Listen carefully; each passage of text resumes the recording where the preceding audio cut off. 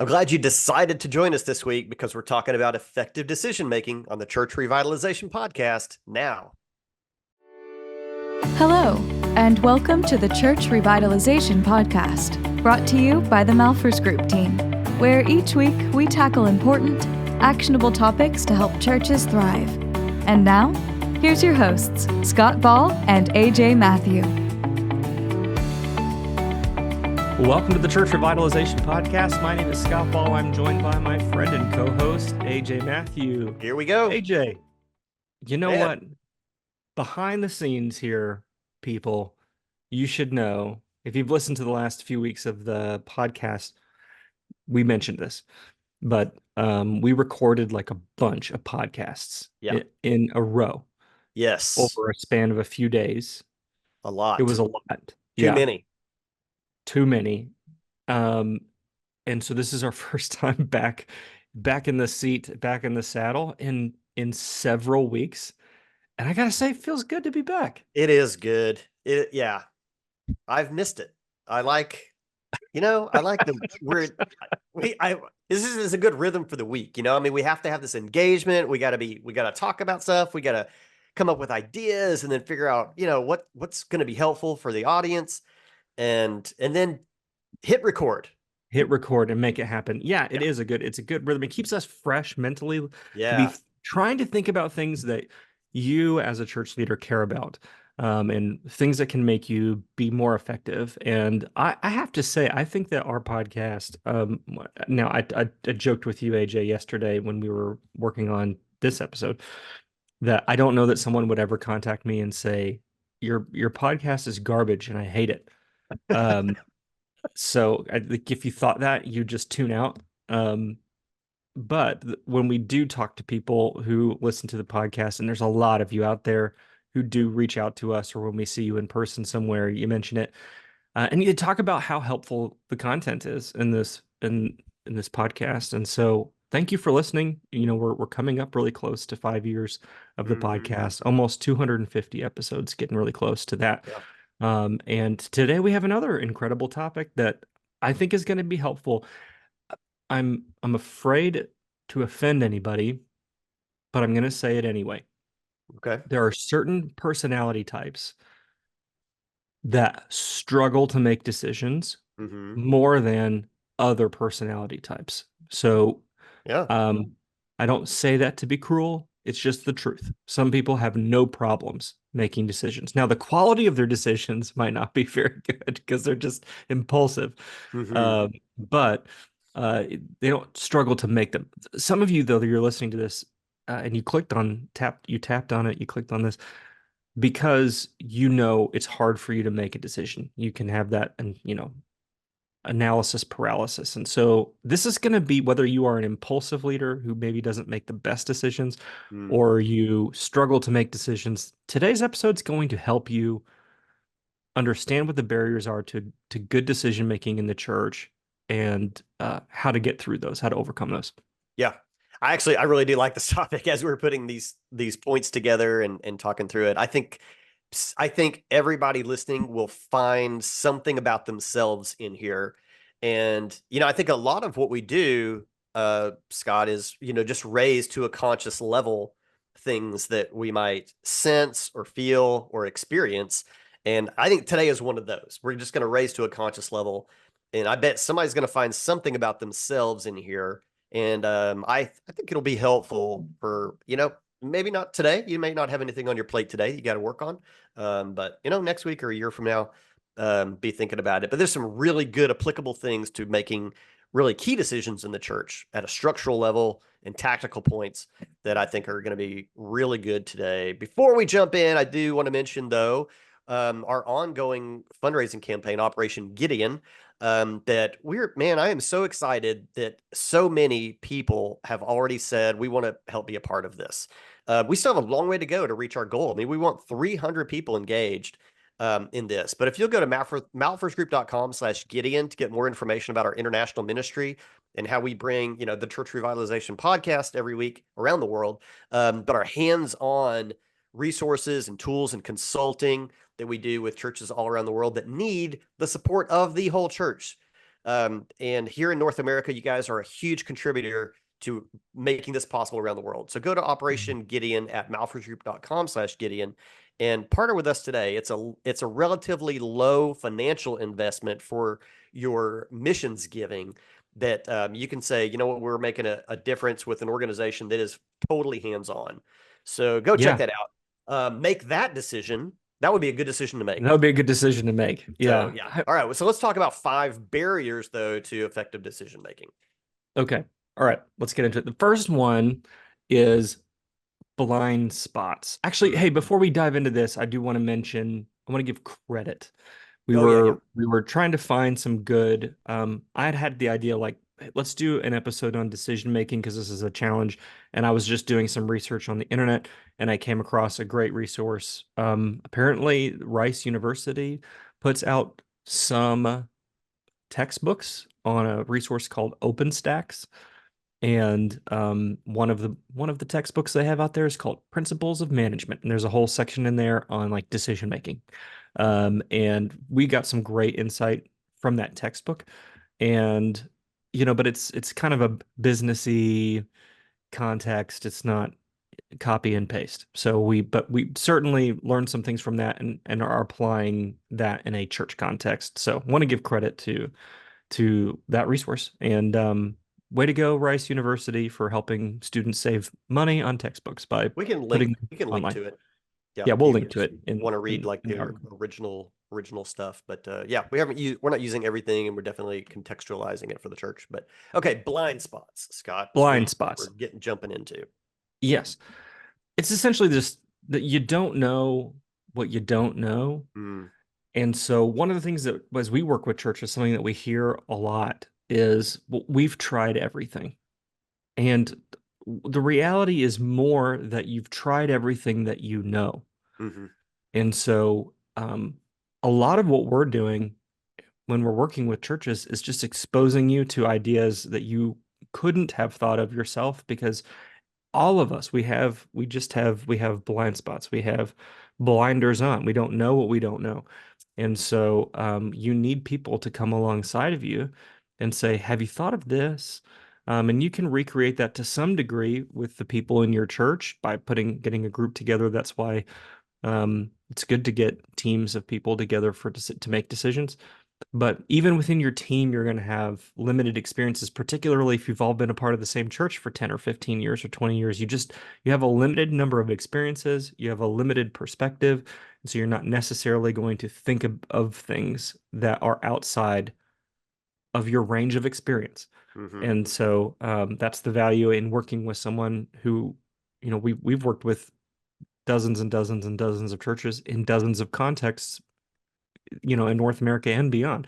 And we can say, well, here's something we've seen, or here's a challenge we've seen, or here's a solution we've seen. And it Yeah, broadens the potential options to you that you couldn't have thought of yourself. And so, yeah, recognizing that one key barrier to making a good decision in your church is not knowing the full range of options available to you. yeah. Yeah. I've been, I'm surprised you and I, Scott, we have to be conscious of a competency bias sometimes, of assuming that people know what we know. And sometimes it can even restrict us from saying something, assuming other people already know it. Almost the opposite of blind spots, like having too much information and assuming everybody else has the same information. And I was surprised recently, and now I can't even remember which church it was I was working with. All I can remember is the situation and not the details of it. But I had mentioned something that I think is fairly common, a suggestion on how to do something, and the pastor was like, "Wow, that's a great idea. I never thought of that." And so from my perspective, it was just a very common and very well known option for whatever the scenario was. I cannot figure out what I was even talking about.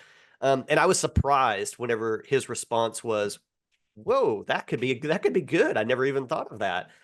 Mhm. But it was just a good reminder to, for us as consultants to talk about things that we know, offer Yeah. suggestions. But it's a help to a lot of people to overcome blind spots because you just cannot assume that you have thought of every idea and have tried it Right. from every angle. Yeah, And and so, it's a good reminder every time I have an experience like that when I'm helping someone, it's also a reminder to myself, what do I not know? sure, Um, because there are things all the time that we encounter and we go, we learn all the ah, time. okay, I didn't know that, or here's Yeah, something new. And so, um, stay curious. Like, never feel like you've gotten to a point where you think you know everything, because you don't. that's right. Um, Yep. So the big point here is be aware that you probably haven't thought of everything, and seek more information. Yeah, look for new resources to get new information. it's like, I just came back from this break. I was gone for a while. We spent some time at Disney, and it's like they sing in the Circle of Life. There's more to see that can never be seen, more to do that can never be done. Mm, So you're gonna have blind spots. okay, good Lion King. Disney wisdom there. That's good. It's the Circle of Life. All right. It's gonna Our take me a little while to deprogram that. I'm sorry. and program is exactly the right word. Yes. It's a Yeah. small heart. Uh, all right. Oh, good. Our second point on here Mm. is a term you may or may not be familiar with: sunk cost fallacy. Sunk cost fallacy. And this is where we have made an investment, time investment, financial investment, emotional investment in something, and feel like I have got to keep going down this road. We've put too much into this. And some, I don't know, even this I think could be at the conscious level or the subconscious, unconscious level. Um, Mhm. but you're kind of doubling down whether it's been a good decision or not. And we're kind of speaking more to the bad decision. Like something is not working out like we thought, but we're kind of unwilling to consider just abandon, cutting our losses, and maybe moving into, if there was a decision between two or more things and we chose one that's not working out well, switching to one of the other ones that in hindsight now would have been the better choice. Yeah. And so yeah, this is kind of the double down on something that hasn't been good. I won't use names, but there is a particular, and if anybody's had experiences with this company, then you'll know. You'll already know. But there's a particular giving processing company that's notorious for being kind of brutal in their contracts and very difficult to get out of, and not a great user experience. And so, but there are a lot of people who are like, we can't get out of it. Like we got sucked into to their sales thing, and then we're stuck. And a lot of people online will comment and say, do whatever you have to do to get out. Like it's not worth it. You pay their ransom and get out, Mm, because the cost of sticking with that is going to hurt you more in the long run. And which is the kind of the point I want to make, is that recognize that the cost of failure is higher than the cost of starting over. So if you run into a point where you go, man, this was not a good decision, continuing to stick with the bad decision in the long run, not in the short term. In the short term, starting over is going to cost you more. But in the long term, sticking with it is going to cost you more mhm. than saying, let's pull the plug on this. And so, one of the Yeah. things that I encourage churches, I learned this actually from a conference I went to many years ago. I heard Larry Osborne say this, and I think I've said it on the podcast before. He said churches need to become more comfortable with beta testing everything. Mm, So, if you're facing a decision and you're not sure whether it's going to be a good decision or a bad decision, not everything that you do, we announce things in church, and sometimes, you do it once and now it's a tradition. yeah. No, say, hey, here's something we're trying. We're going to try this for the next semester, Hmm. and then we're going to evaluate it. And if you set those expectations on the front end, it gives you a little, it helps you save face a little bit if you have to kind of retreat from it after a semester of trying it. But just know that sticking with a decision that's a bad one, um, is going to cost you more Yeah. than if you lose a little face in the short term. So you could have sort of a decision of non-decision, but that has to be temporary. You Yeah, cannot, yeah, yeah. you can't ride non-decision out forever either. Sure, but you can say, "Hey, this is something we're trying here," and tell people for Yeah. the next semester, this is something we're trying. After we try it, we're going to evaluate it, and then we may, build on it and make some changes, or we may step away from it. Yeah. But when you set that expectation level on the front end, then people can go, "Okay," um, and and they understand it. So here are Hmm. some common ways. AJ, you made some notes here. I think that's good. You might be wondering, like, what does this look like? There are a couple of, excuse me, a couple of common phrases that we hear that are indicative of this sunk cost fallacy. Oh, me? You want me to say? Yeah, yeah. You wrote the I notes, thought but you're ready to I say was letting you share the it. thing that you put in the notes. Yeah, yeah, and you've probably said these or heard these as well. We've always done it that way. Is that is the part of the sunk cost fallacy. Is this is how we do it. We have to just deal with We have to this do it. Yeah. instead of thinking there's an alternative to what we're doing, or we used to do it that way. That's a good opposite same version of this, thinking that, well, we used to do it that way, we moved away from it, and now we can't go back. There's no way we can go back to it We have to because double down on the new idea. Yeah. right. And it's like, well, you know, Sunday school, I think, is a good example of this because we've, in a lot of ways, have come full circle to Sunday Mm, school. Like we've got away from Sunday school for a number of reasons that were maybe good. yeah. But now people are coming back to it, and largely because, it's facility based, it's on the same day that church is. Like it really works for people's rhythms of life because there's so Yeah. many things happening on other nights of the week to be able to get it to do the discipleship stuff on Sunday morning Hmm. and the worship service on Sunday morning helps. So there are a lot of good reasons to loop back to Sunday school. But there are a lot of churches that were like, man, we made such a hard push away from Sunday school to small groups a Yeah. decade ago. We can't go back. It's like, you can though, Yeah. actually. Yeah. You can. Well, yeah, and then to blend this in with our previous our blind spots is thinking that if people are going to be in a classroom on Sunday morning, that has to look like old Sunday school, which is, Oh, right. Yeah. no, we can do something different. We can do a hybrid. We could have on-campus small groups. They're meeting in that room that still says Sunday school on the door, but it doesn't function like it used to. So it's getting a little outside of our scope, but yeah, for sure, these are definitely ones that maybe you could relate to. Then bringing these examples in. Yep. All right. Our next one is time constraints. So it's not possible to totally eliminate this barrier. Like sometimes things are going to happen. You're going to need to make a decision quickly. Mhm. You couldn't have planned for it. You have to just execute. So the problem with why time constraints then are a barrier that we need to work around as best we can is that when leaders need to make decisions quickly, leaders tend to choose programmed choices. By programmed choices, it's defaults. Yeah, Imagine you're going to the ice cream shop. There's a huge line behind you. You don't have time to be like to try a bunch of samples.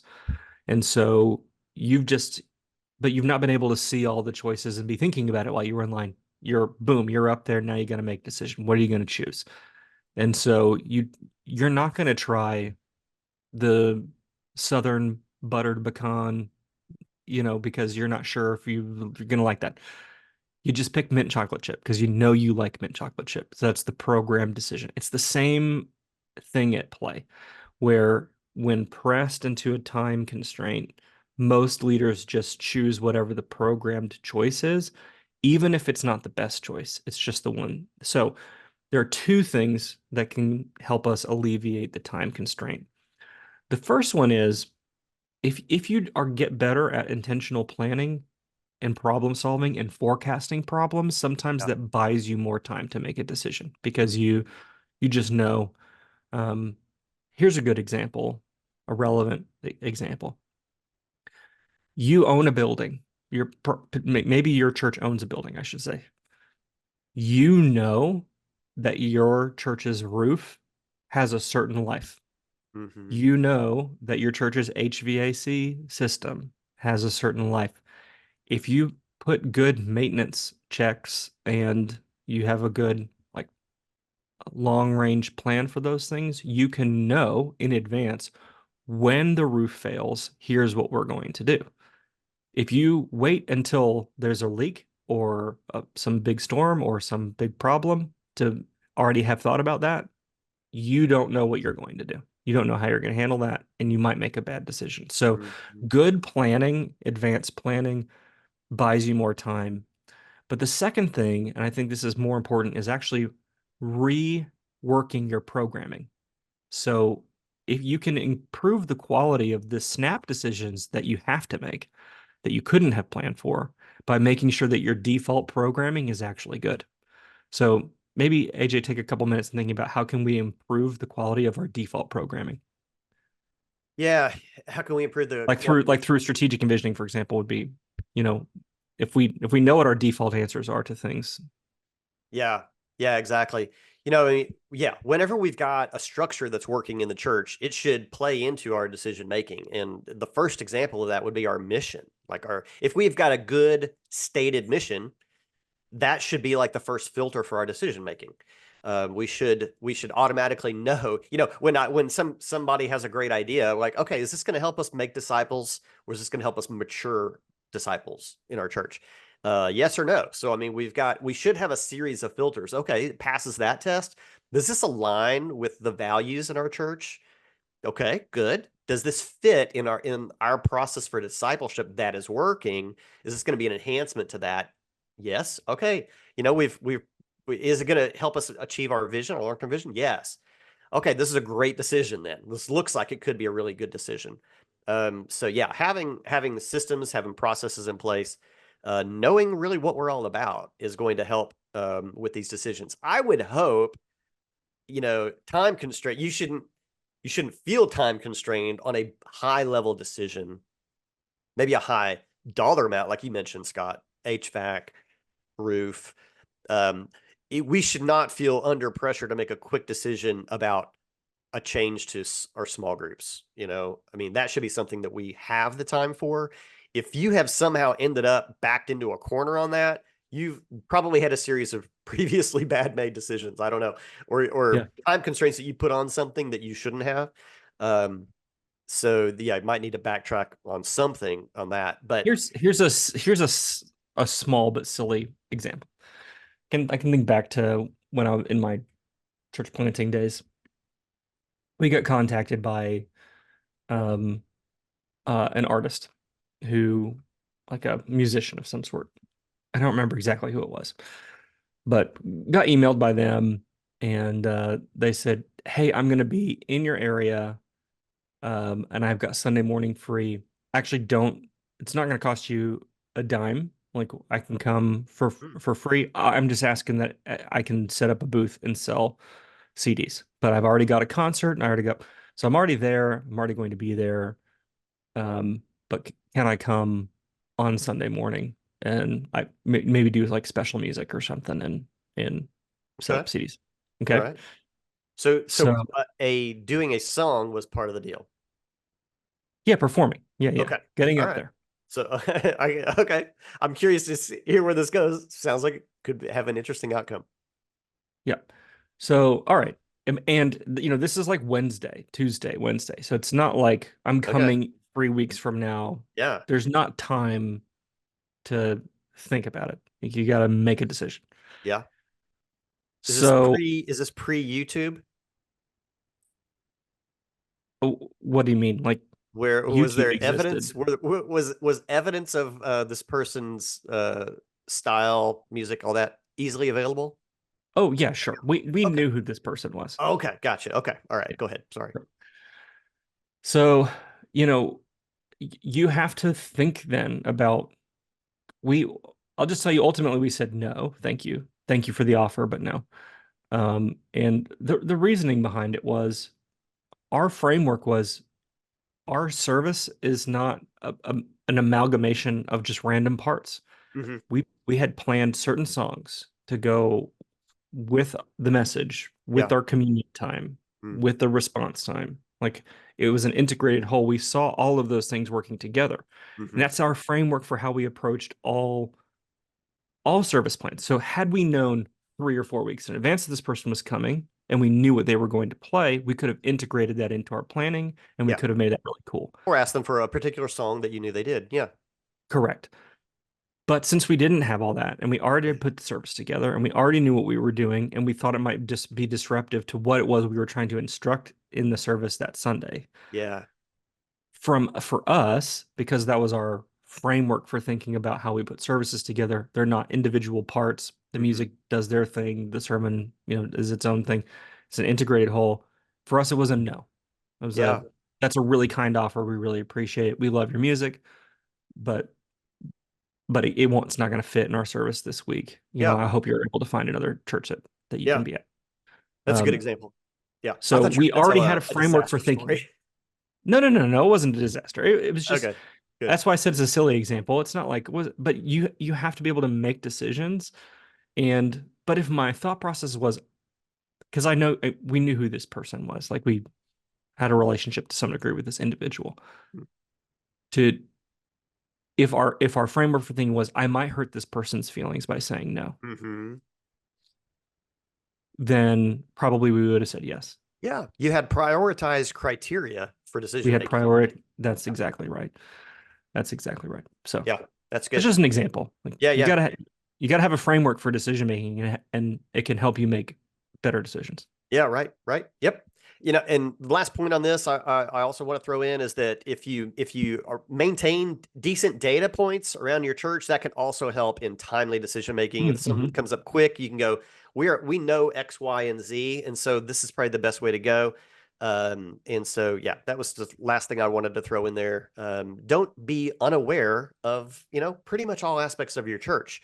So let's, keep your finger on the pulse of what's going on, how things normally are, different areas around the church, because that can help whenever you need to make a faster decision. So there you go. Time constraints is definitely something to keep in mind when making decisions. Our next one are your own risk tolerance levels. Depending on your level of risk, you will make different decisions. This is one sometimes that is when decisions are made in collaboration. You can help manage these things, because somebody, you might maybe have somebody on your team that they're ready to go all in on any new idea, and then somebody else that don't speak ill about me, AJ, on the podcast. And this has come up numerous times on the podcast. Scott, you are very much an idea person. I think neither one of us are on extremes. We're both slightly left, right of center somewhere on ideas. And do we move into a new idea? Do we not do anything? Those are kind of sides of the spectrum, and we're a little variation across center. You have a lot of great ideas, and I become a little more thoughtful, ask a lot of probing questions, evaluate things. It's good. It's good. I need to be told no. We probably integrate greater than 50% of your ideas, I would say. You think? I think we're probably north of half. Yeah. I'm not offended. And I mean, this doesn't need to just be like a catharsis on AJ and I's working relationship, but just so you know, like I'm only bringing it up because people will probably have this dynamic in their own church too. So I'm saying this as a person who likes to try new things. I'm not offended when AJ says, oh, well, let me reverse that even a little bit and say 10 years ago, the 10 years ago version of Scott maybe would have been offended. But current version of Scott, I'm not offended when AJ goes, here are the holes in this idea or in this problem, or what if we did it this way instead? I'm not offended by that. I need to hear that because I'm thoroughly convinced that any idea I have is an amazing idea. And so I need someone to inject some reality into it. So I'm not offended by that. And I think people and I've got more maturing to do. So I'm not going like, and I'm the most mature, but I'm saying if you've got people on your team who are mature, who are idea people, they probably have a similar attitude where they're like, okay, yeah, okay, I can they can receive that feedback, and they don't let that like crush them. They just back to the drawing table and come Mm-hmm. up with a different or better idea. So I don't know. I On this risk tolerance thing, I think you should recognize that it's a balance. Yeah. The key is not getting stuck in one mode of Mm-hmm. taking every possible risk or never taking a risk. Yeah. It's knowing how to modulate that a little bit. Yeah. And I'm nowhere close to being the let's not change anything person. I'm No, also an idea person. I mean, I guess over the last 10 years, no, we could probably stand to have one other person on our team who is more breaks than either of us and be like, no. possibly. Yeah, maybe so. Um, yeah. And I mean, I've always considered myself a good idea person. I mean, I think I've recognized, Scott, working with you and being friends for a long time now, you are a better idea generator of like things that have not been thought of before. I'm a really good problem solver and coming up with creative ways to solve problems and resourcing, like, coming up with ideas to fix or, do something different. But you're a good better new idea person than I am. And so I think, over the course of our relationship and work relationship, I think we both have probably moved, a little bit around the spectrum a little bit. Mhm. But Mhm. yeah, understanding that about yourself, and I think maybe one of the bigger takeaways here is when possible and appropriate, work through decision making in a collaborative environment. I just think that's better. Um, Yeah. it's with people that you trust and that have good experience and maybe have a history of good ideas. Um, because I don't know. I'm not sure if there's a worse side of this to be on. What do you think, Scott, of not doing anything new or trying too many new things? I would, and this probably is my personality, maybe it'll be yours too. I would tend to say not doing new things is worse than doing new things. That's definitely true. I think um, it is possible to, and I can think of some specific people in my life that I know who are always trying new things, and their lives are like total train wrecks. So that's always an encouragement to me a little bit. I'm like, okay, I'm not that extreme. Um, but so that it is possible to totally shipwreck your life by always trying new things and never sticking with things. Yeah. However, when you are in the church context, especially when you are struggling and you are in declining massively, you have to recognize that the upside is on the side of change. So, however good it is now is the best it will ever be. It will not improve. It will not magically improve. You Hmm. you staying the same, it's not going to and then we experienced a turnaround. So you're going to have to do something new because the laws of thermodynamics are work organizationally, not just in physics. And so when there's no change, when there's no energy input into the system, things will not get better. They will just degrade. Yeah. So I think from a church perspective, always trying new things can also be really damaging because you never gain momentum. Hmm. But there are Lose way trust. more churches. There are way more churches that never change anything than there are churches that are always changing Yeah. uh, things and not sticking with things. Yeah, yeah. I was just kind of having this conversation yesterday with a pastor, as a matter of fact, and something that I say this a lot in these conversations that we have. You probably do too. You can strategize for the future, or you can be a victim of it.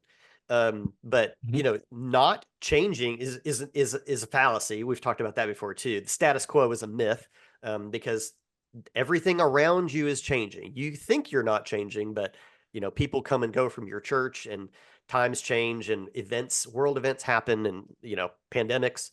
Lots of things happen around you. So there is no possible way to not change. And so it's better than to plan for change. That's Plan right. for Yeah, the I always the, say the you can have best a outcome. voice in change or Yeah. become a victim of it. Yep. Those are the options. Yeah. Yeah, and that plays into our risk tolerance. So So there you go. Big takeaway. As much as is appropriate and applicable, make decisions in collaboration to balance out risk. Which is a great segue to our final barrier. There you go. We're talking conflict now. Conflict in decision making. And the one of the probably the more common one that we see in the church is a holdback, a resistance to do something different for fear of some kind of relationship damage. And this can get real specific, even that comes up all the time is maybe stopping a ministry or making any significant change to a ministry because of some longtime leader, usually a volunteer, that has been engaged in something. This could even be, like kind of tying in some other examples that we've given. We've decided traditional Sunday school is what we want to do. We want to incorporate maybe some more fellowship into this or a service aspect. It's just not going to be a classroom anymore. But we got 4 or 5 Sunday school teachers. They've been here 28 years, and they've spent half their life in the church. They've always taught the Sunday school. And so I don't think we can do that. Well, that's the wrong way of making a decision. Yeah. Is to now we're not saying don't put any priority on maintaining relationships. This is another one of those. We've always done it that way, or we've never done it that way, or we used to do it that way. There is common ground to be found. We don't have to not do something because of this, and we don't have to assume that by doing something, there's no way to maintain the relationship. There's always going to be some common ground to be found where we invite people into a decision-making process. We show them how our belief is things will be better, and we want to have them engaged still. There's ways of working through this to minimize conflict or eliminate it altogether. Or it might be it's just in your head. There may not even be sometimes. Yeah, I mean, I think that's one of the key points for me is that the fear of conflict is often greater than the reality of the potential conflict. And by that I don't mean like almost anytime you make a decision, particularly if it's one that involves change or is in any way controversial, there will be almost 100% chance that someone will be upset. Yeah. And when you're the pastor, you're the one who's going to hear it. It could be a decision the youth pastor made, but the complaints don't go to him; they go to you. And so it just makes you really can cause a lot of anxiety. And depending on your personality type, that those conversations, those negative conversations, can be really loud in your spirit. Yeah. And so you don't want to make a decision that's going to cause those, but you have to zoom out a little bit and go, all right, in a church of even 100 people, 2 people getting mad about something is not a reason to, I mean, imagine if in an election, 98% of people agreed with something and 2% you'd go, that's an amazing success. But there are so many of you I know who listen to this podcast who, for the sake of the 2 people who would complain to you, you won't make a decision, even if it's a good decision that you know is going to be good for the 98 other people in your church. And I just want to encourage you and maybe admonish you and say, don't do that. Like put your big boy pants on and be willing to have a hard conversation with a couple of squeaky wheels. Now, as it relates to squeaky wheels, there are ways to manage that.